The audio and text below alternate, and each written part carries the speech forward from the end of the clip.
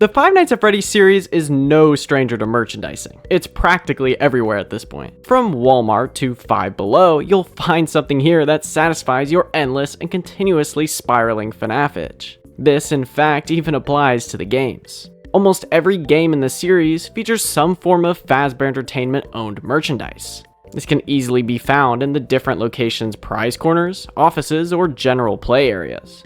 Basically, I'll be looking at all of the official merch, or products that are close enough to what we see in the FNAF games, or even the newest movie, exists somewhat in real life. And where better to start than looking at Sanshee? Sanshee is a company that specializes in, quote-unquote, officially licensed premium merchandise for your favorite video games, anime, and nerdy pop culture. And just for the record, is a name that's going to be brought up a lot, and for good reason. A lot of the merchandise they make are sold as collectibles and almost replicas of items seen in the actual games. Some good examples are their plushies of Freddy, Bonnie, Chica, and Foxy, which were first seen in FNAF's first mobile port. These, PNGs were sold for 99 cents each and would stare into the player's soul in the office's front desk. Lucky for me, I actually bought a few of these Sanshee plushies, and I mean, just look at them. As you can see, these plushies look identical to their iterations in the mobile port, FNAF 2, FNAF 4, and Ultimate Custom Night. I feel like the best example here is clearly Chica. As you can see, they even got her lighter stomach, paws, I guess, and didn't forget to include Mr. Cupcake, which is held together with a clever magnet. My Bonnie and Foxy plushies are older models of Sanshee's FNAF line, with my version of Chica being part of its newer redesigns, but for the most part, they look quite the same. Except for Freddy, for whatever reason. Sanshee's Celebrate poster is also one-to-one with the same poster seen in the first FNAF game's office, and in later games. But unfortunately, you cannot honk Freddy's nose. Trust me, I've tried. However, there's still a couple more classic Sanshee plushies that are featured in the games as well, being Golden Freddy and Fredbear. The Golden Freddy plush is first seen in FNAF 2 when completing the infamous Golden Freddy mode of the game. If you're crazy enough to actually beat the mode without having a permanent hatred towards Toy Bonnie, then he'll gladly sit on the player's desk, along with some of the other plushies mentioned from completing other modes. Sanshee's version is again practically identical to the games, but instead has Golden Freddy's white pupils that they're famously known for at this point. The Fredbear plush is mainly seen in the FNAF 4 minigames, where it constantly communicates with the crying child throughout. Sanshee's take on this plush is, well, just the Golden Freddy plush with a purple hat and bow tie, which, don't get me wrong, is technically Fredbear. We actually get a better look at this Fredbear plush when accessing the private room on night 5, or simply playing the custom night in sister location, which is, well, about what I'd expect. Perfection. However, this item was only sold for a limited amount of time and is currently unavailable to purchase online unless you really enjoy selling one of your body parts for a Five Nights at Freddy's plush. For that price, this plush better actually start talking to me. Wait, how's it doing that? Ultimate Custom Night adds a lot of new things to the series, while also treading on a lot of older aspects of the games, characters, etc. With Bonnie and Foxy and their FNAF 1 iterations being added to the game, players needed a way to focus on their objectively annoying mechanic, which involved checking Pirate's Cove from time to time on the cameras. With this, 2 statues or figurines were placed on the office's main desk, being Bonnie and Foxy. If you wanted to count the Funko figurines as iterations of this mechanic from the game, you technically could. I'd say they fit the size description for sure and don't really look half bad. So in turn, this is technically a piece of merchandise.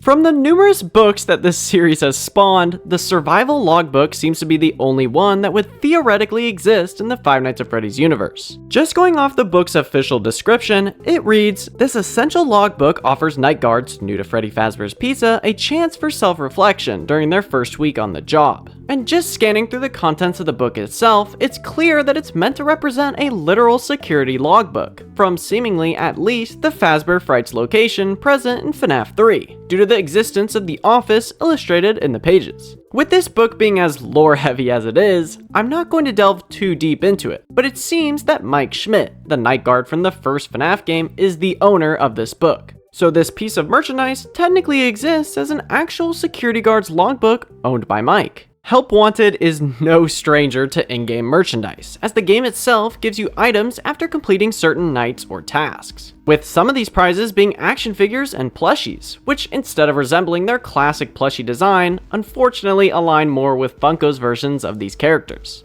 This is most evident in again the game's version of the Chica plush, which now features her chicken feet and eyebrows just as it is on her official Funko plush. The strange thing is, while some of these plushies are their Funko counterparts, some are also just completely new designs. The ones resembling Funko's designs are Freddy, Bonnie, Chica, the Puppet, Toy Freddy, Spring Bonnie, and the Plush Babies, while the rest, being Foxy, Toy Bonnie, Toy Chica, Funtime Freddy, and Funtime Foxy, are all plushies that don't necessarily resemble their Funko plush versions, likely for the sake of easy recolors. The action figures in the game are simply just smaller versions of the in-game models, but due to the plushies' resemblance to Funko's plushies and the relative size of the figures, I could see them being the in-game versions of Funko's 6-inch FNAF action figure line, which so far would feature the likes of Freddy, Bonnie, Chica, Foxy, Nightmare Freddy, Nightmare Bonnie, Nightmare Chica, Nightmare Foxy, Nightmarion, Jacko Bonnie, Jacko Chica, Circus Baby, Funtime Freddy and Bon Bon, Funtime Foxy, Ennard, Grim Foxy, and Dreadbear.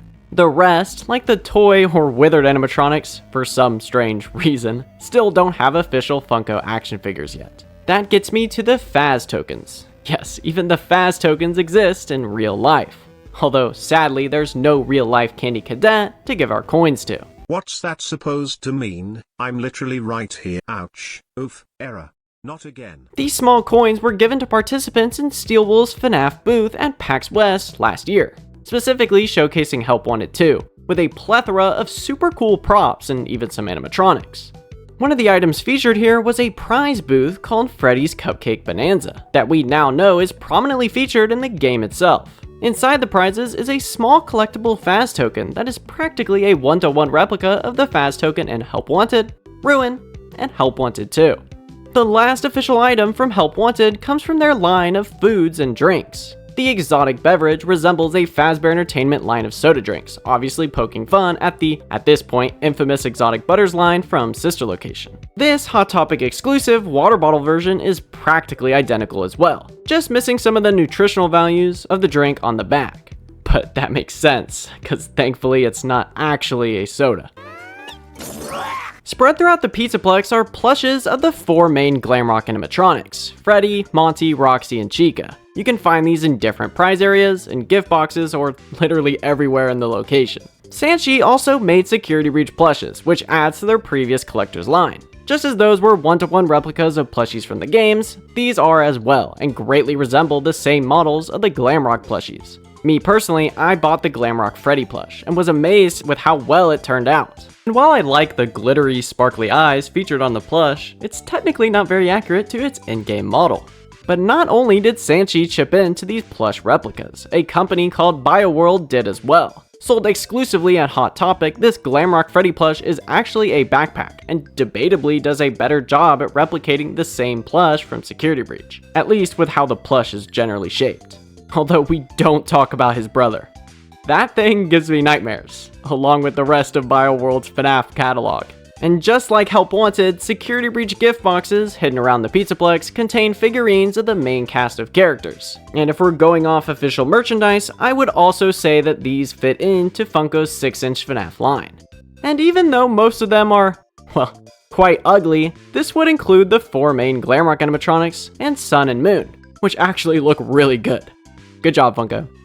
I also have to mention that the collector's edition for Security Breach includes an actual Mr. Hippo magnet, which in the game is used to retrieve the daycare pass and is constantly referred to as the worst thing that's ever existed. Happy Mr. Hippo fridge magnet?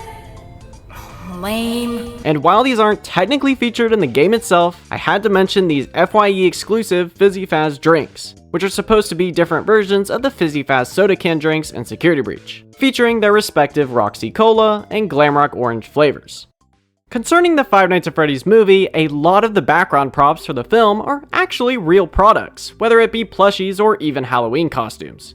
As it serves its purpose as merchandise for the establishment, I think it's pretty cool to see Funko, Sanshee, and even the Hex plushies be featured here as actual prizes. especially since the Hex plushies have such inspired original designs, and also strangely are only featured as the toy animatronic characters in this film. A very popular promotion spawning from the movie was the Freddy Fazbear's pizza boxes, which came with actual pizza depending on where you bought this from. In the movie, you can see these prominently in most of the scenes taking place in the pizzeria's kitchen. The pizza boxes were given away at a number of different movie theaters, Insomnia Cookies, and even New York Comic Con. My AMC theater only had these thinner looking pizza boxes, but they definitely came in a larger size as well. Definitely a cool item to own, however, especially since it came with, well, pizza. Another product we see is Sanshee's security badge, brought up right after Vanessa brings up the missing children's incident that occurred at Freddy's. Interestingly, this badge seems to be part of the prizes in the prize corner at this location, included with lots of other identical security badges. And lastly, I wanted to go over the third entry in the Freddy in Space series. Why, you may ask? Well, it's technically an official game in the series and most definitely features a lot of FNAF merchandise, specifically in the first half of the third level, titled Merch Cemetery.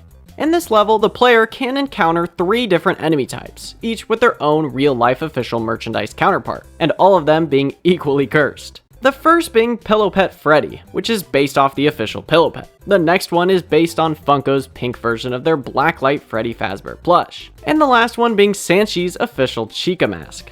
And don't ask me why I actually have this. The boss that appears at the end of this level is termed as Bootleg Foxy, which is a one-eyed Foxy plush sitting in his flying Freddy mug. The mug is actually based on this beyond hideous Hot Topic ceramic mug. And the Foxy plush is most likely based off one of the many poor one-eyed bootleg Foxy plushies that seem to appear everywhere. Along with this, the game features Funko's Freddy Frostbear plush as a pet or companion. And lastly, in the far background of the cemetery, you can see the Funko Springtrap plush just kinda chillin'. And with that brings an end to all of the real-life merchandise found within the FNAF games, books, and movies. I always thought that it was cool to own something that's supposed to be in the game's universe, almost as if it's an actual item taken from the games. Although I'm not so sure about this little guy. He just won't shut up. Keeps blabbering about putting me back together or something about tomorrow being another day. Anyway, I hope you enjoyed this video, and as always, thank you for watching, and I'll see you all later. Take care.